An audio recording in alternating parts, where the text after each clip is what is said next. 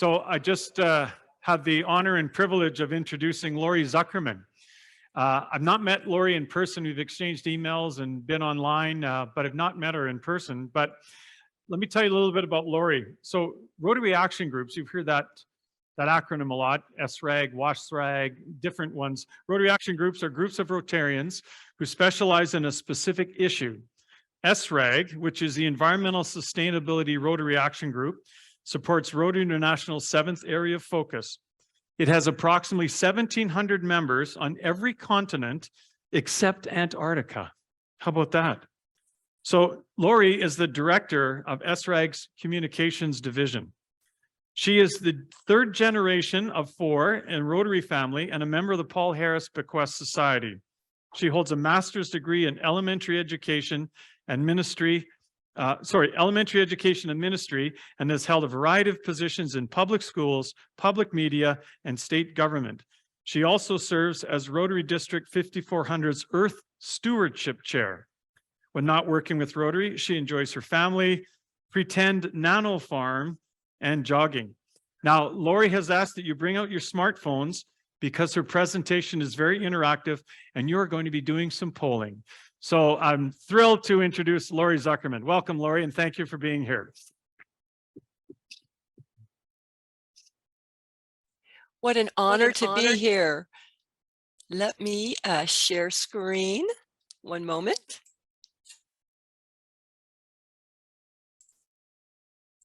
And your technical team, they are so savvy. I feel like I've been in such good hands. Real round of applause for your tech team. So you need to congratulate yourselves for the good work that you are doing with the environment. For example, the Peace River Rotary Club is funding 4 women's education for 7 years. Educating girls is the 6th most important way to reach drawdown, that point in time when we stop putting more pollutants into the air than nature can sequester or draw down. The University of Alberta Rotaract has a forest cleanup day. Edmonton West cleans up their adopted highway section, and you are allowing me to present via Zoom. And telepresence, or the ability to meet without driving or flying, is the 79th most important way to reach drawdown. And I'm sure your clubs are doing many other things that support our planet. And as you've heard, I'm the communication director for SRAG, the Environmental Sustainability Rotary Action Group. Rotary Action Groups, as we said, are independent Rotary affiliated groups that make up people from around the world who are interested in a particular field. So and yes, you already know that we have 1,700 members. So excuse me just a second while I get my, I need to stop sharing for one moment. My apologies.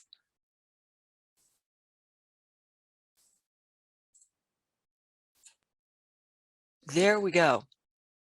So your district is in Canada, so I had to include trees, and I'm not sure if there's a maple tree in this picture. I hope there's an arborist who can look carefully and tell us. But first, we're going to peek at Rotary's environmental roots. Then we're going to look at different club projects from each one of SRAG's 6 action themes. As a side note, the Rotary Foundation funds 10 types of environment projects or activities. These 10 environment global grant action areas are included in SRAG's 6 action themes. And furthermore, they align with United Nations Sustainability Development Goals. And finally, we'll look at what's on the horizon, the new growth, or the shoots, as you might want to call them. And okay, so did you know that Rotary's founder, Paul Harris, founded a conservation club that's still active today before he founded Rotary? And Rotary International President, Paulo Costa, who developed the Rotary International's Preserve Planet Earth program, said, "We Rotarians are all citizens of the world, and we must take the lead in facing this greatest challenge in human history, the survival of our planet." Laurie, can I just interrupt you for 1 second? Please, yes. Your slide deck presentation is only showing very small images. Can you maybe change your view pattern? Your notes Absolutely. as opposed to the actual slide. In Absolutely. presentation Thank you mode, I think. so much for talking. Now let's try this. Thank you so much. Better? There we go. Thank Ah, you. this- oh, my apologies. So raise your hand if you remember planting 1 tree per Rotarian in 2017. That was President Ian Risley. And Rotary International presidents, there we go. 2018, 2020, Barry Rassin and Mark Maloney wrote, "The state of the environment underpins and has power to impact all 6 areas of focus.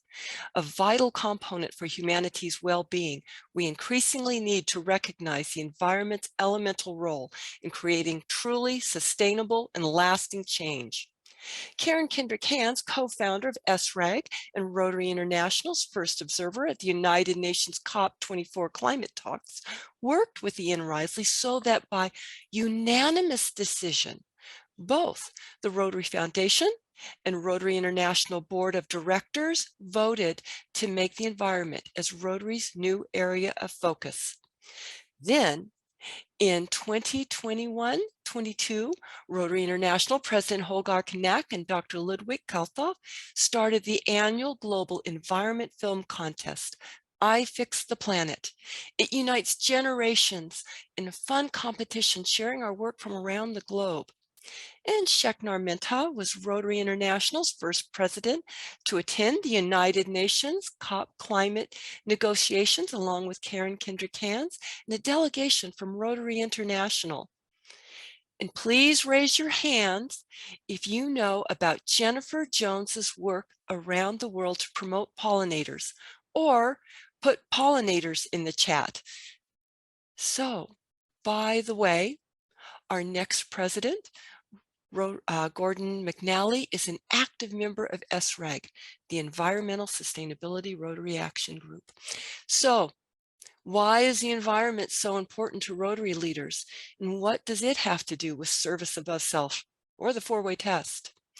So Governor-elect Brent, you're going to have to tell me if people are participating using your fingers.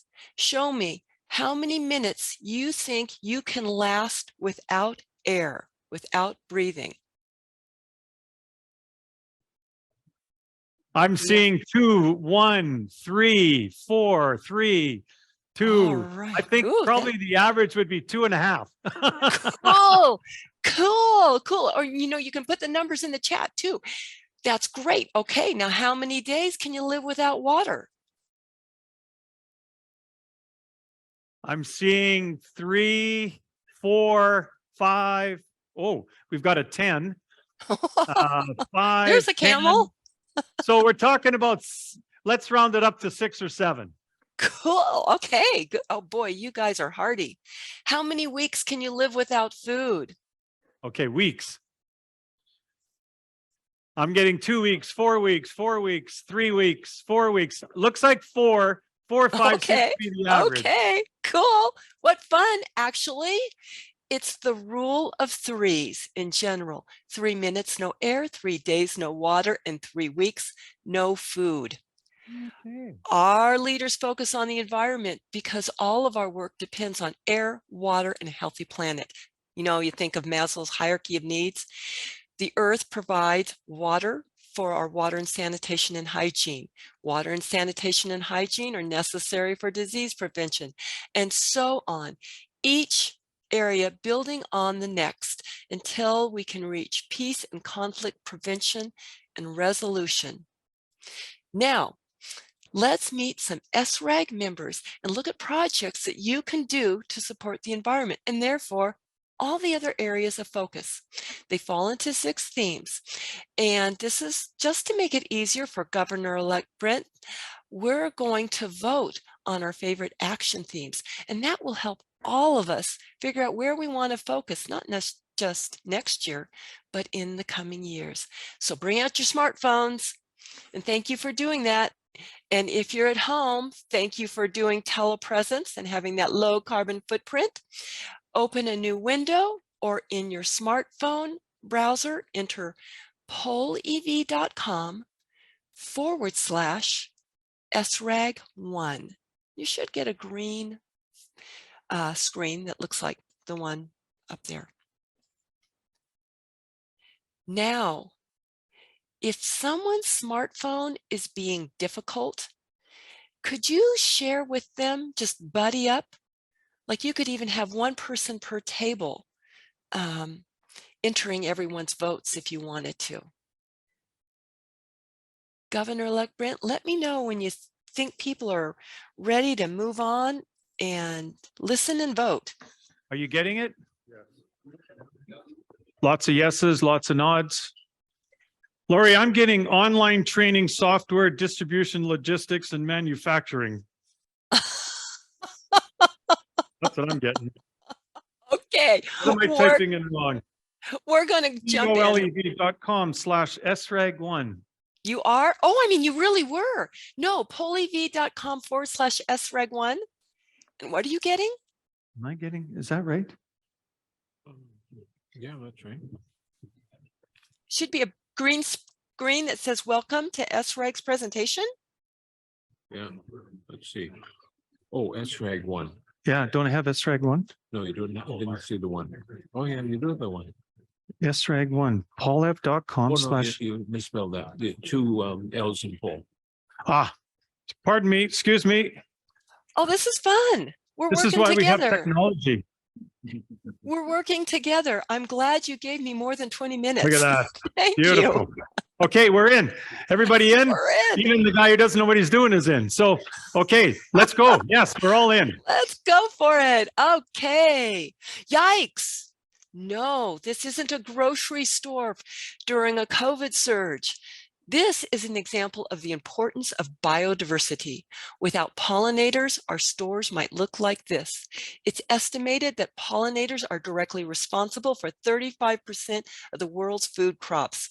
So please meet Chris Stein, who is spearheading the Pollinator Resolution and Operation Pollination, where individuals and clubs can work to save pollinators.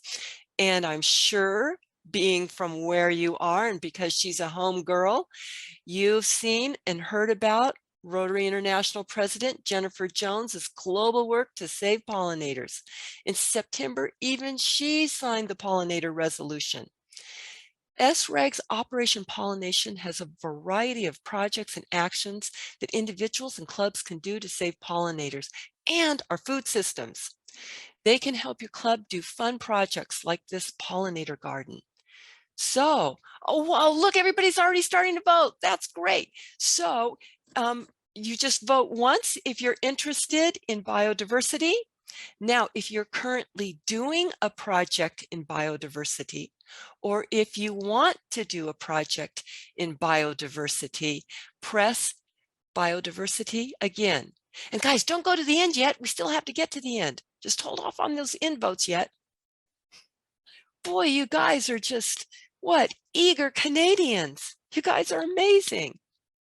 All right, I'm going to keep going, and you can still vote on biodiversity if you want to do a project that area. Raise your hand or put stuff in the chat if you ever felt like you had too much stuff. Well, according to the Weizmann Institute of Science, the mass of all our stuff, our structures, roads, cars, now weighs more than all living things on planet. I'm quoting, the amount of new raw material added every week equals the total weight of Earth's nearly 8 billion people, unquote. That's an old quote because we now have 8 billion. Clearly, we need to move away from a linear economy where we purchase stuff and just throw it out, to a circular economy where we find ways to reuse things over and over again. So in 2018, Rotarian John Adams, pictured here, and Ray Foe started a repair cafe in their community.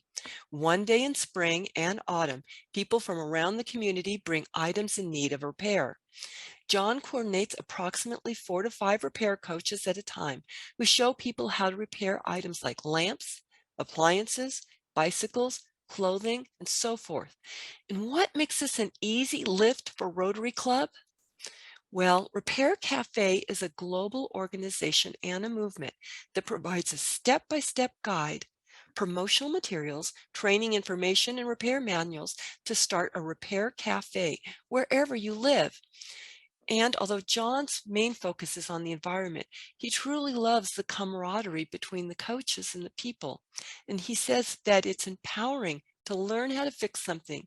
And it's a wonderful way to build relationships across the generations and across the demographics in our communities. And so if you think circular economy is interesting, press B. 32 of you already think it is. If you'd like to do something with the circular economy, press B again. Or maybe you already are. Maybe your club already does recycling. Oh, whoa, look at you guys go. That's great. Okay, you can keep voting even when I switch. As our planet warms, we need to implement cleaner ways to produce energy and help people adapt. And you here in Alberta are in the perfect location to take advantage of solar energy. Joey O'Brien, CEO of Sustain Agro Limited right here in Alberta, and an SRAG board member, told me that Alberta has one of the best solar resources in the world with the highest number of sunny hours annually. So meet Chris Henke. Through a partnership between Rotary International and Habitat for Humanity, Liz and SRAG's Renewable Energy Task Force created a step-by-step manual for Rotary clubs to help solarize low-income Habitat for Humanity homes. So what are the benefits? Well, greater resilience to storms, better indoor air quality, improved health, and this is most important, lower energy bills, which allows families to break free of the cycle of poverty. Can you imagine your club helping to solarize a low-income family's home right in your community? I mean, that's a life-saving project that lasts for decades. Now, are any of you planning to go to Rotary International's convention in Australia? Hands up if you are. I hope there are a couple of hands up. Flying emits lots of carbon and other nasty pollutants. You can compensate for your carbon impact by donating to the Rotary Foundation for Environmental Grants. Okay, it's not a one-to-one carbon offset, but your donation will go to fellow Rotarians with projects like Nathan Thomas, 2022-23 District 7710 Governor and SRAG member. Nathan founded the nonprofit All We Are. Their mission is to bring clean, affordable energy to communities in Uganda. They solarize schools, medical clinics, a women's center, and wells. Or Doug White, co-chair of SRAG's Climate Solution Task Force, an SRAG project cadre. Doug lives in the U.S. Virgin Islands. It's hot, humid, and it lacks reliable electricity to refrigerate produce. So they partnered with other SRAG clubs on a Rotary International grant to build a solar-powered 10 by 10 refrigeration unit that increases the amount of food farmers can sell by reducing food waste, which is also another powerful greenhouse gas emitters. These multi-district projects are always based with the community's needs first, and SRAG has a cadre of specialists to help you work through with a Rotary International Environment Grant. So if it looks interesting, press climate once. If you'd like to do a project in this area or support a project in this area, or even use the flight carbon estimator for your trip, for your trips, press climate.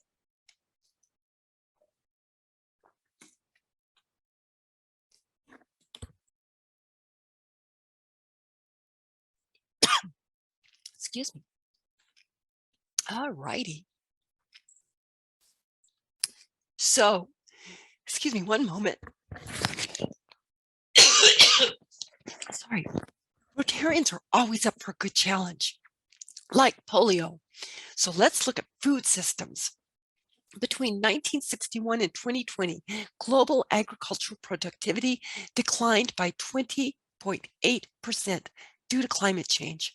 And during that same period, the human population grew from 3.1 billion to 7.8 billion. And globally, 1 in 9 persons are undernourished or go to sleep hungry every day. And what's worse, currently about 1/3 of food is wasted, regardless of country, while about 30% of humanity is food insecure. This is not just a moral problem, it's an environmental problem because food waste produces powerful greenhouse gases, which contribute to climate change and continued reduction in the ability to produce nutritious food. So please meet Rotarian and SRAG member Joe Richardson, founder of the Lunch Out of Landfills program. With the help of local Rotary clubs and schools, student leaders teach their classmates to sort leftover food into edibles, liquids, compost, recycling, and true trash. Leftover food is shared with other students or food pantries and shelters. The reduction in the trash bill covers the cost of compost and recycling, and students do the work, which saves janitorial time. They also measure and chart the results, which teaches math and science skills. And best of all, these student leaders form a pipeline into Rotary. Recently, several school districts in Maryland combined to receive a $48,000 grant to grow their Lunch Out of Landfills program, and it's moving across the country. So here's a video that 2 Interact clubs and an FFA club. They're similar to your Canadian agricultural youth student, and they're from 3 different schools. This is what they produced for that I Fix the Planet film contest. I think they took like 5th place. Anyway. Did you know that in the US, 30 to 40% of the food is wasted, while nearly 1 in 5 children are food insecure in my state? This is a moral and environmental problem because wasted food produces powerful greenhouse gases. If food waste were its own country, it would be the largest greenhouse gas emitter after China and the US. It also wastes all the work that we farmers, ranchers, and producers do to provide your food. In the US, that equals about $161 billion. So we tested a Lunch Out of the Landfills program. Step 1. Rescue food. Have your school approve share tables. I put my untouched food in the basket. And I can grab a snack between classes when I'm hungry.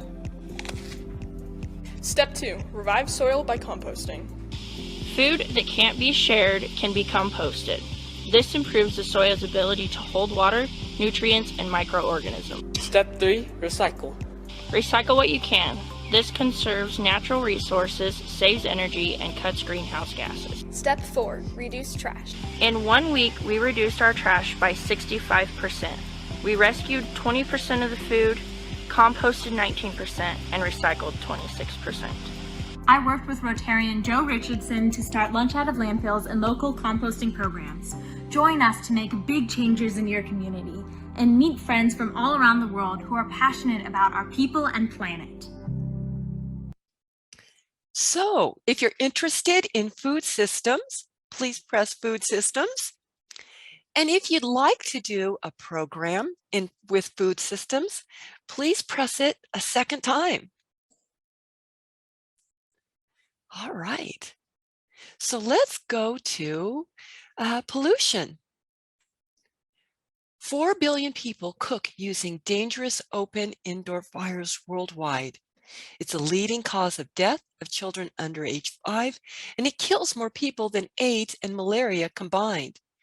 25% of a family member's time can be spent walking to find, cut down, and haul back fuel for cooking, which is dangerous for girls and a leading cause of deforestation. So Maya Smothers, David Nockbert, and Doug Thomas from SREG's Cleaner Cook Stoves work with Rotarians to change this. Maya's teams teach villagers to make mud stoves. Villagers can heat several pots at once, using up to 50% less wood and saving up to 20 hours per week gathering wood. They also work with villagers to plant trees so they can have a supply of food near their homes. And Dave and Doug work to supply villagers with Sun Bucket's thermal storage cooking solutions. These solar cooking solutions are especially helpful in conflict zones. Oh, by the way, they're Canadians. They're working to fund a global grant in Nicaragua to fund 800 stoves there. Here's a wonderful project, international project for your clubs to get involved in. So, does pollution look interesting to you? And if so, press pollution. And if you'd like to get in a project like this, press pollution another time. All right, so let's move on. Did you know that packaging and single-use plastics make up 60% of the plastic use in 2019? It's lethal for many species, and its chemical additives are linked to hyperactivity, attention deficit disorder, cancer, and perhaps worse, imitate estrogens in the body. So we Rotarians need to find healthier solutions for ourselves and our planet. And so the Plastic Solutions team, Laurie Cloutier, medical doctor, Mark Gibson, media specialist, Odorico Cavilla, and chemical engineer Franz Mueller. Their team and resources can show your club how to become a community role model and reduce problems like these harmful microplastics. How? Well, Fosbury Rotary Club uses water dispensers and lightweight washable aluminum cups for its Viking Bike Tour and fundraiser. They borrowed 1,200 utensils from a local table lending library, and they rolled them up in paper towels, which used as a napkin, and then later composted. They washed and returned the utensils for free. The vendors found an easy way to avoid condiment packets, and the wash-up celebration proved that good people, good music, and bad jokes make cup washing fun. And I'm sure your club members can find many other solutions for your communities. So, does sustainable living, is that something you're interested in? And is it something you'd like to pursue in your community? All right, so you can go ahead and keep voting.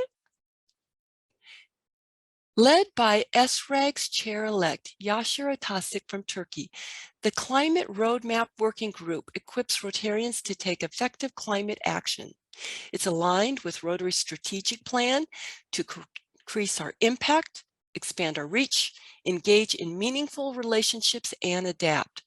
For example, the Every Club Climate Friendly Initiative is developing club carbon calculators to help us measure and effectively reduce our emissions.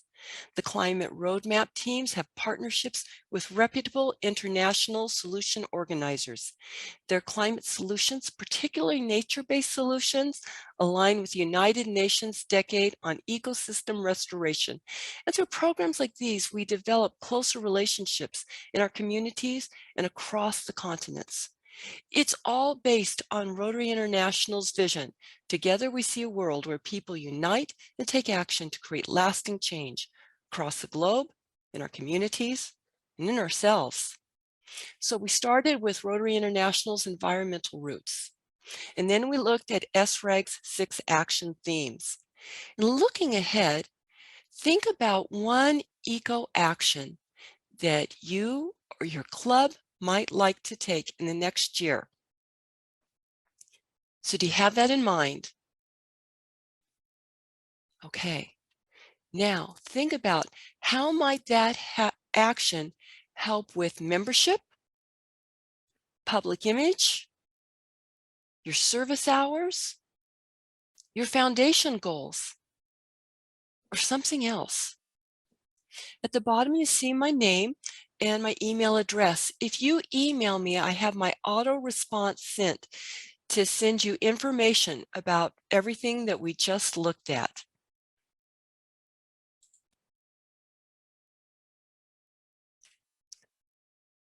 So, any questions?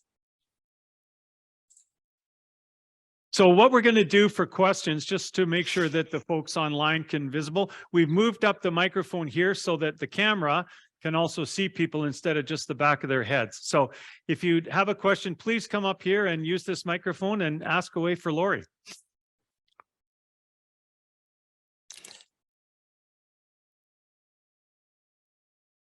Any questions for Laurie? Did she overwhelm you? Was that just a Sorry about that. fire hose of information coming at you? Okay. Rod has a question. He's coming up to the microphone.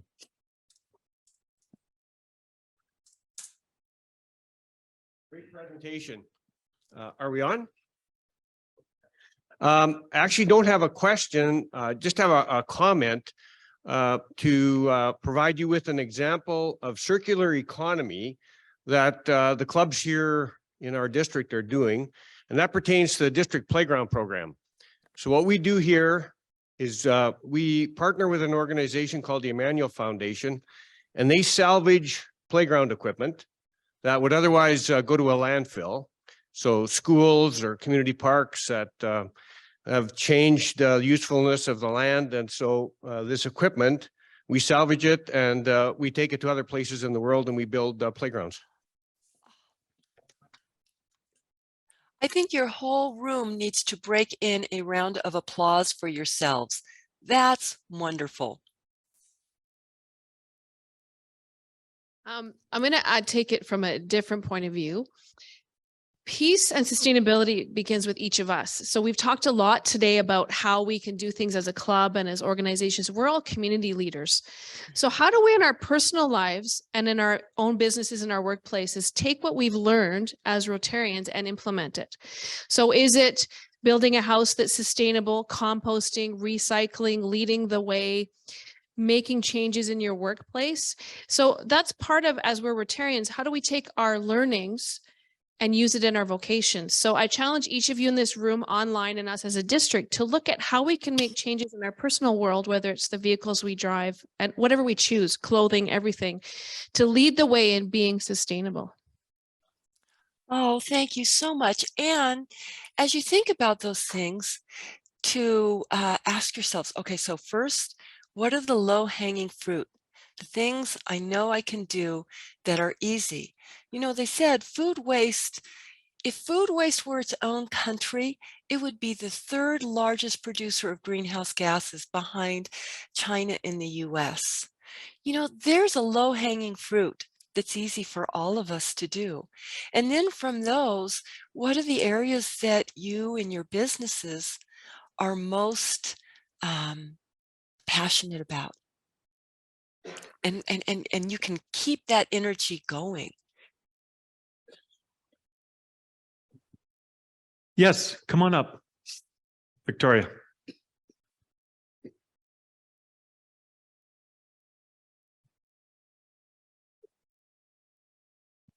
Well, the city of Edmonton announced that starting May 2023, they will not allow businesses to use styrofoams or plastic cups or pop cans or water bottles.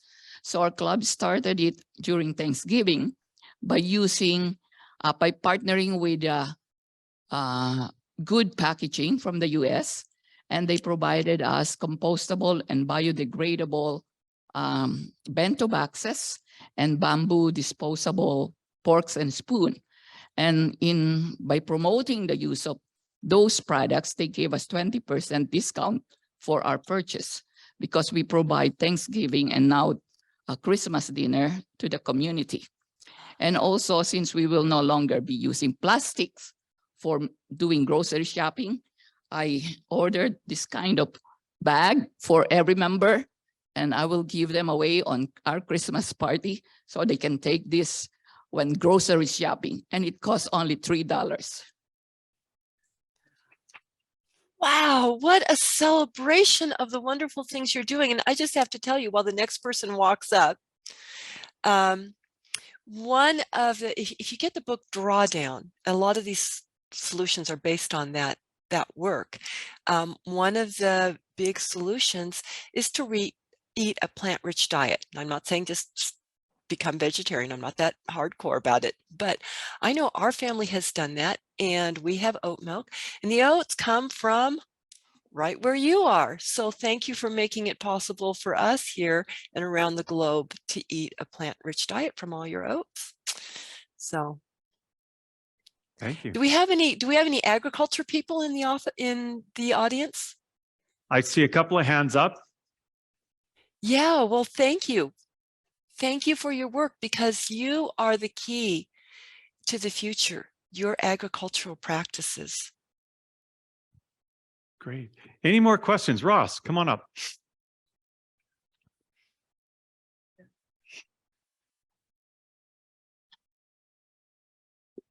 Hi, Laurie. Ross Tyson. I'm just wondering if you've got any suggestions for us. You may have heard that Alberta is oil rich. Have you heard that? And we are always thinking about how can we help the oil companies reach some of their goals.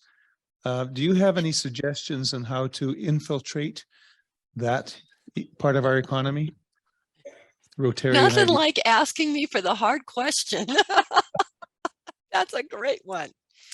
You know, in my capacity as a communications director for SRAG, what I can say is that part of SRAG's climate roadmap, and which is something that we have, and part of our statement on climate solutions is that we need to think ahead, and this is called adapting, to what do we invest in?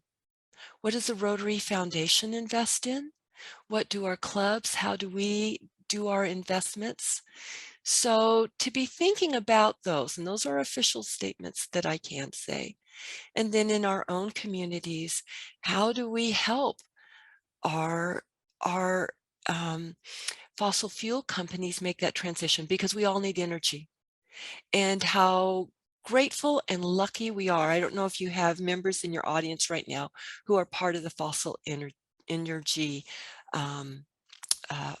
industry, but how grateful we all are that you got us this far in the development of our civilizations, and just hope that you can help us make the transition from that to a clean economy. Because if anyone could do it technically, I know if you guys put your minds to it, you can. We need energy.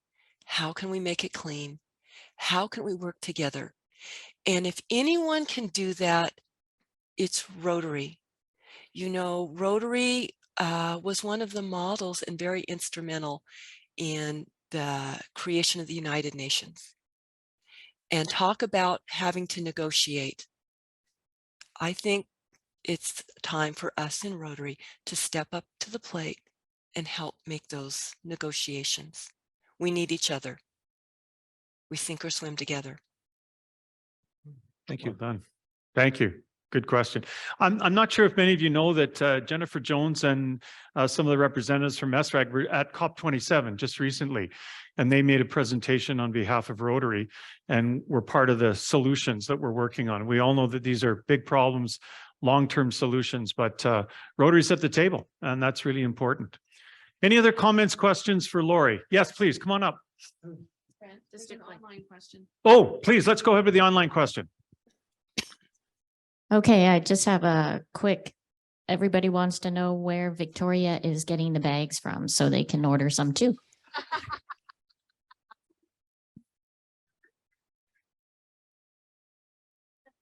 We'll get Victoria connected with who's online, and we'll make sure they get to know that. On that note, I will tell you this. One of the slides I showed you early in my presentation was a group of ladies from Belize who created a sewing co-op, and they basically make clothes and bags and things for their local economy. I'm getting them to make 200 bags for our district conference in 2024. So we're not going to use any plastics, and we're going to give those ladies down in Belize some opportunity for some business. We're going to buy those bags, and we're going to have them here for our district conference in 2024. So part of that recycling opportunity that we provide the fabric, they're going to make the bags and we're going to have him back here. So please go ahead. Hi, so this is to Tamara's point about how we can take what we've learned into our workplace and in our personal lives. So at our daycares, I own daycare. So in our daycare for the last 10 years or so, we've been doing it already. The children clean up our neighborhoods. We so go around picking up garbage from local green belts and playgrounds and all our neighborhoods. And the children get applauded by all the seniors in the neighborhood. So it's great. So the children have learned to teach us. So they've got signs on lights saying, turn the lights off when you're outside. So as soon as if a teacher forgets, the children remind us. So in their own writing, they put down, please turn. And so they encourage the staff to turn the lights out when the room's not being used.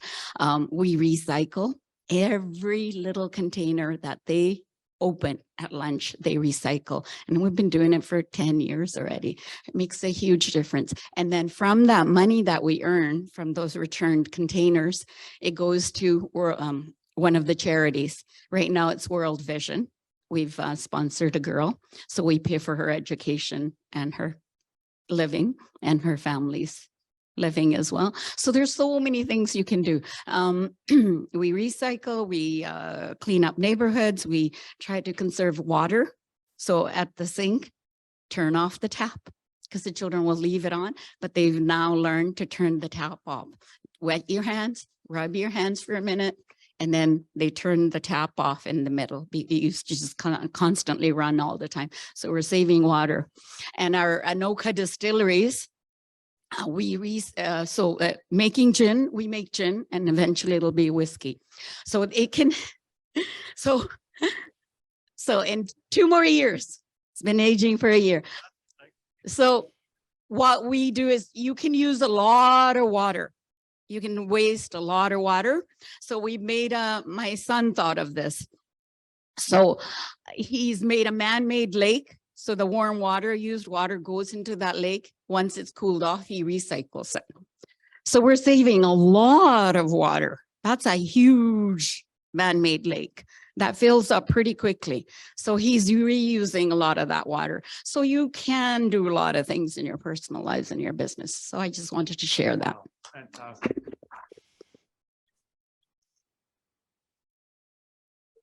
Any last questions, comments for Laurie? Yes, please, Graham. Oh, I didn't see you. Go ahead, John. Hi, I'm John Vrolik with the Yank Passport Club. I came out of retirement about a year ago and joined forces with a young man called Christopher Chikwanta, who, by the way, was at the conference in Egypt just recently. He just got back a couple of days ago. One of the things that we're doing is we're creating energy, and we're creating energy not only with solar panels, but what we're doing with the solar panels, we're taking that energy and we're compressing air into abandoned pipelines. In Alberta, we have miles and miles and miles of abandoned pipelines. So rather than take them out of the ground, we're going to use them. We will have accomplished by the end of 2024 to take the entire county of Brazeau off the grid. Because the county of Brazeau has a lot of abandoned pipelines. So this is new technology that we're using.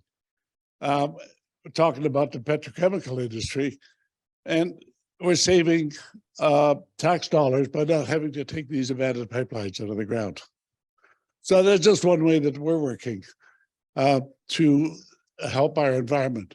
We're selling solar panels, but we're also using what we call a compressed air system. It's compressing air into abandoned pipelines. And I think it's something, well, I thought it was so worthwhile that I came out of retirement to do that.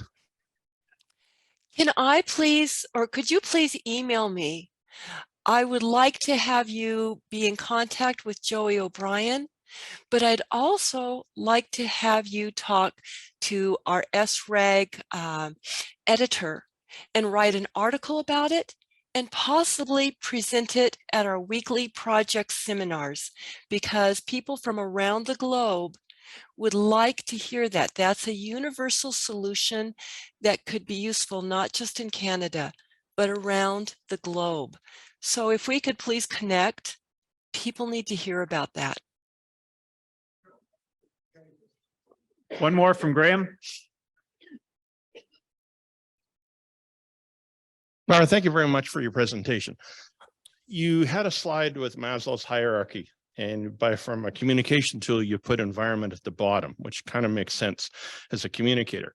But what you've described in all the projects don't take place until you've reached maturity and you've got your safety security in place. So we as Rotarians in the first world may be at the top. Those that you're targeting are way down the bottom. So help me square the circle between what you want to accomplish in that communication tool versus a very practical thing. You're asking for things where that hierarchy and the place you want to put them have to be at the top of the triangle, not at the bottom. Okay, I'm not sure I understood the question completely, but I put the environment at the bottom because if you don't have air or food or water, it's really hard to work on the other things. And so am I understanding? I don't think I'm understanding the question properly. Would you mind restating it? You haven't drawn, my question is, you haven't drawn a good line of sight between your communication around putting, I understand in a very moralistic, if you don't have soil or water, you can't breathe. But you're asking for the projects you're laying out don't get executed unless both communities are at the top of the pyramid. So help me understand close to the top. Approaches you were suggesting based on your communication of putting environment at the bottom. That's a very good point. Okay, I'm going to have to think about that because I don't have a ready answer for that. Thank you. Thank you very much. Yes, go ahead, please. Good job, Graham. Hi, thanks for being here today. One of the organizations that I'm with supports 4 beehives in the inner city, and we haven't talked much about pollinators. That's pretty fundamental to the whole process. And I know that there's been a good deal of discussion about loss of pollinators over the winter and loss of pollinators due to other invasive species. So how, as Rotarians, can we support pollinators? Very good question. And that's going to depend on your area. Just as you said, what loss do you have? What pollinators are in decline? Which ones are thriving? Why are they declining?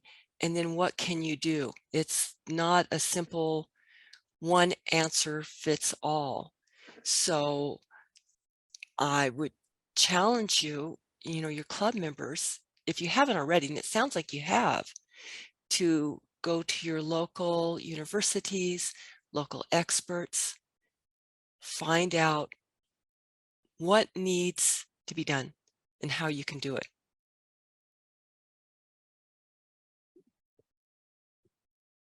Any more? Time for one more? Well, I just want to say a huge thank you, Laurie, for being here with us. It was just wonderful to hear from you and all the great initiatives that SRAG is working on. We started the morning with a theme called Within the Realm of Possibility.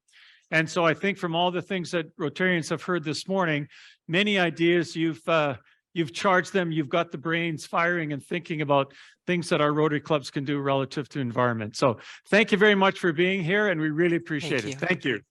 Thank you so much for having me and for your hospitality.